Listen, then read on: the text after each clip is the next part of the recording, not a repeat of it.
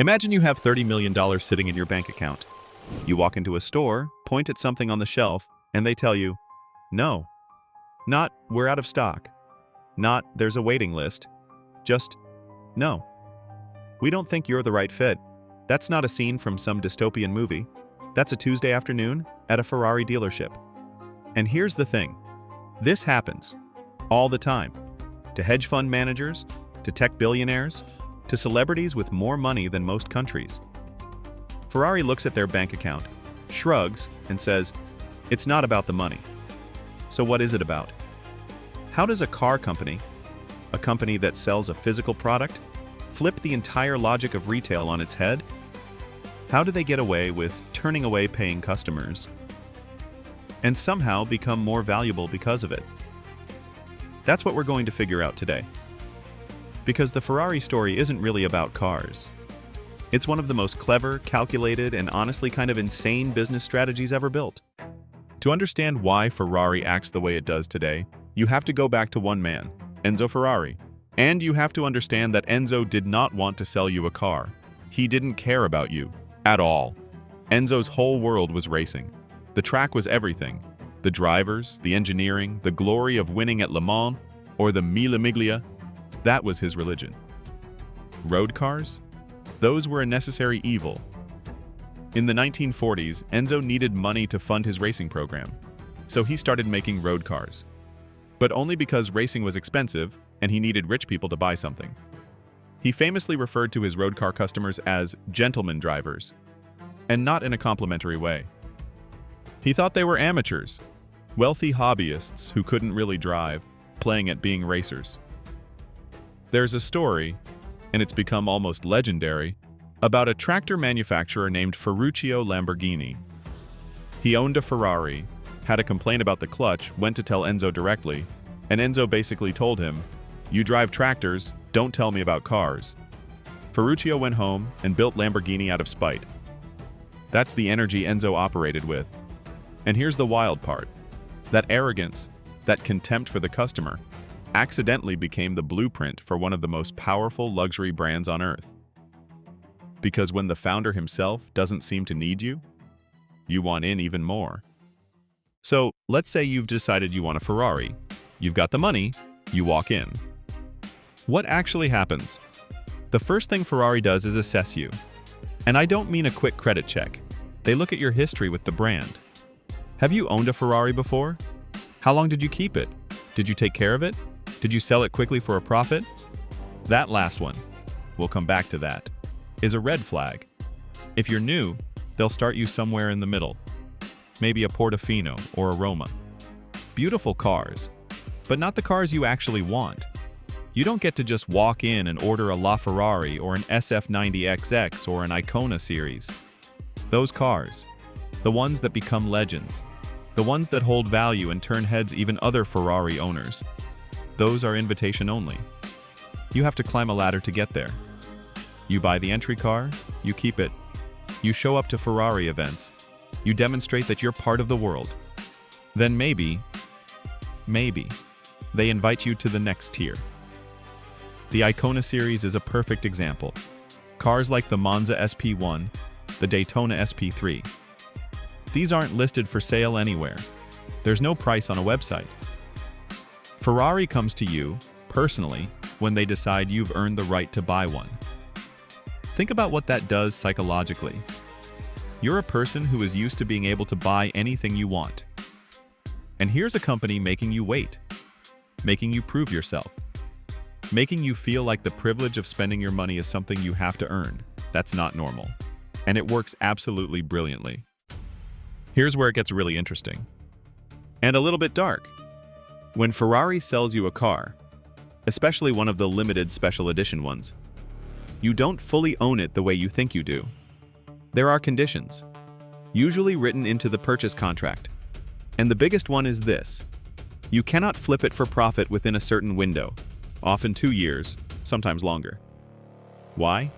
Because Ferrari hates flippers. A flipper is someone who buys a rare Ferrari specifically to immediately resell it at a markup on the open market. They don't care about the brand, they don't go to events, they don't drive it. They just want to cash in on the scarcity Ferrari has engineered. And Ferrari hates that because the flipper is essentially extracting the value that Ferrari created without giving anything back to the brand. So Ferrari has sued people for this. Actual lawsuits. There's a famous case involving a collector who sold a special edition car too quickly. Ferrari took legal action and reportedly blacklisted him permanently. No more Ferraris, ever, for anyone associated with him. They've also gone after owners who modified cars in ways they didn't approve. Repaints, custom bodywork, anything that they felt damaged the image of the brand. You can own a Ferrari, but Ferrari still cares deeply about what that Ferrari looks like in the world. The message is clear. You are not really an owner. You're more of a custodian. Ferrari is lending you the privilege of having their car, and they expect you to take care of it. On their terms. It sounds extreme. But the people in that world accept it completely. Because the alternative is not being in that world at all. Now here's where it gets personal. Because you might be thinking, okay, but surely if you're famous enough, they make an exception? If you're a world champion boxer, or a chart-topping rapper, or a Premier League footballer, surely Ferrari rolls out the red carpet? Not necessarily. And this is one of the most talked about open secrets in the world of luxury cars. Ferrari makes a quiet distinction between what you might call old money and new money.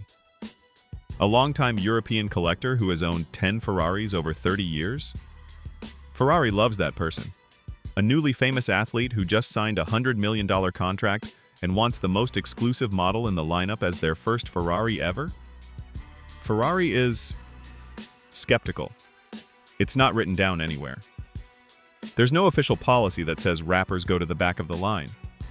But collectors and dealers have spoken openly about a culture inside Ferrari where the brand is protective of its image, and who is seen driving its rarest cars matters enormously to them.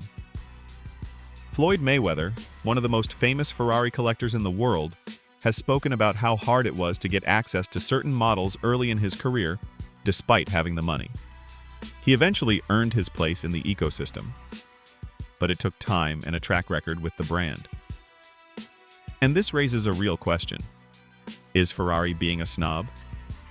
Maybe. But from a pure brand strategy perspective, they are incredibly deliberate about who represents them in public. Every rare Ferrari that appears at an event, in a music video, on someone's Instagram, that's a brand decision. And Ferrari wants to control that decision.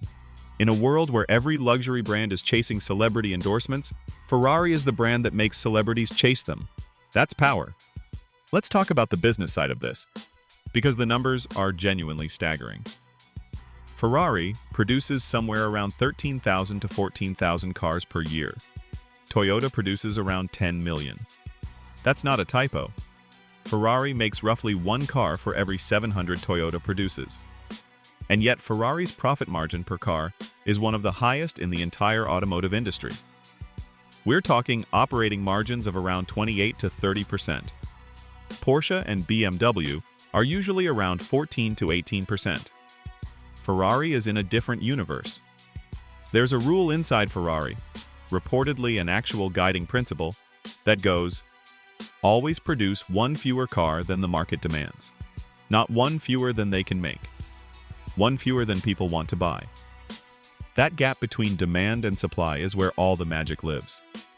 That gap is what creates the waiting list, the loyalty ladder, the desperation, the flipping market, everything. And then there's tailor-made. This is Ferrari's customization program, where buyers can spec their car with bespoke colors, leathers, stitching, embroidery, anything. And it adds enormously to the final price. Some customers spend more on tailor-made options than the base cost of the car itself. For Ferrari, this is basically free money. The car is already built. Now they're charging extra to paint it a specific shade of green that only you have. The margins on those options are extraordinary. On the stock market, Ferrari trades at a price-to-earnings ratio that looks more like a luxury goods company, like LVMH, than a car manufacturer. Investors don't think of Ferrari as a company that makes cars. They think of it as a company that sells desire. And desire, managed correctly, doesn't depreciate. Most cars lose value the moment you drive them off the lot. You've heard that. A new car drops 20% in value in its first year. It's just the reality of owning a depreciating asset. Ferrari operates in a parallel universe where that rule simply doesn't apply. In 2018, a Ferrari 250 GTO sold at auction for $70 million. $70 million. For a car built in 1962. That's not a typo, and it's not an anomaly. It's the logical endpoint of everything Ferrari has built.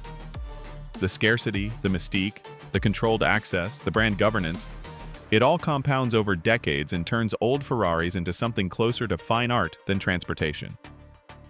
And here's the thing. Ferrari knows this. They factor it into everything.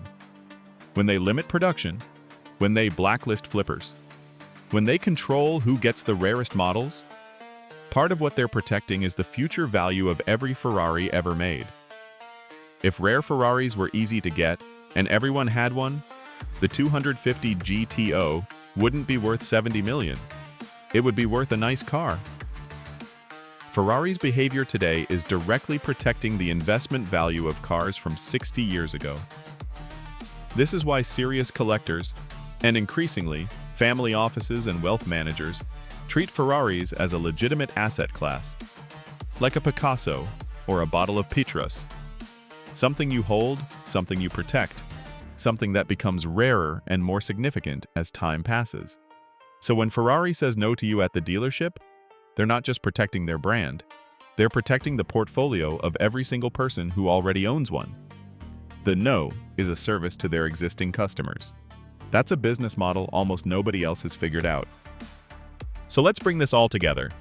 Ferrari has built something genuinely rare in the modern world, a brand where the word no is more powerful than the word yes. Every time they turn someone away, they're not losing a customer. They're reinforcing the idea that this thing is not for everyone. And that makes everyone who has one feel more special, and everyone who doesn't have one want it even more. It started as an accident, really. Enzo's contempt for his customers, his obsession with racing over retail, his refusal to compromise the brand for short-term sales. He wasn't building a marketing strategy. He was just being difficult. But the result was a company that taught the world a new way to think about luxury. True luxury isn't about price. You can put a price on anything. True luxury is about access, the sense that some things exist in a world you haven't been invited into yet. Ferrari understood that instinctively and turned it into a machine. The waiting list, the loyalty program, the blacklisting, the lawsuits, the limited production, the tailor-made customizations. Every single piece of this is designed to do one thing: keep the longing alive. In the wealthiest people on the planet. Forever. That's not a car company. That's a psychological masterpiece with a V12 engine. If you found this interesting, there's a lot more where this came from. Drop a comment with what you'd like to see next. And if you haven't already, subscribe. We do a lot of these deep dives into the business behind the brands everyone knows.